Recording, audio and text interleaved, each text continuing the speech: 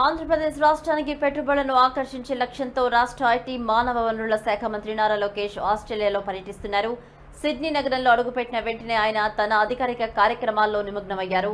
పర్యటనలో భాగంగా తొలి రోజే కీలక సమావేశాల్లో పాల్గొంటున్నారు.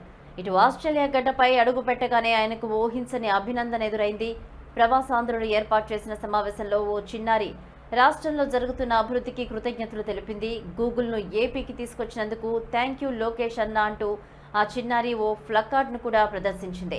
ఆ పసిమొగ్గ ప్రశంసకు రాష్ట్ర ఐటీ మానవ వనరుల శాఖ మంత్రి నారా లోకేష్ సోషల్ మీడియా వేదికగా స్పందించారు. ఈ ప్రశంసలన్నీ నావి కాదమ్మా, రాత్రింబవళ్లు ప్రజల కోసం కష్టపడే మన బాస్ ముఖ్యమంత్రి చంద్రబాబుకే చెందాలంటూ వినయంగా బదులిచ్చారు. ఓవైపు ప్రవాసాంధ్రుల ఆత్మీయ పలకరింపులు, మరోవైపు రాష్ట్ర భవిష్యత్తు కోసం కీలక సమావేశాలు, ఇలా ఆంధ్రప్రదేశ్కు పెట్టుబడుల వరద పారించడమే లక్ష్యంగా మంత్రి లోకేష్ పనిచేస్తున్నారు. ఆస్ట్రేలియాలో పర్యటిస్తున్నారు. తీరిక లేకుండా సాగుతోంది పర్యటన. విమానం దిగిన వెంటనే ఆయన తన అధికారిక కార్యక్రమాల్లో నిమగ్నమయ్యారు.